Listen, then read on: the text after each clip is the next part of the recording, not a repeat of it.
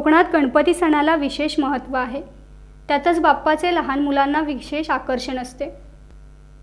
चिपळूण तालुक्यातील शिरगाव येथे राजू मास्कर यांचा प्रसिद्ध श्री गणेश कारखाना आहे।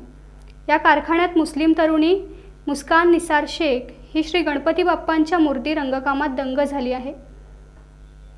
तिने आकर्षक पद्धतीने अनेक मूर्तींवर रंगकाम केले।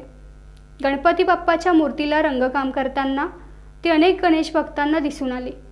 हिंदू मुस्लिम संस्कृतीचे अनोखे दर्शन मुस्कानच्या कृतीने झाल्याचं म्हटलं जातं। मुस्कान निसार शेख हिचे सर्वत्र गणेश भक्तांकडून कौतुक होत आहे।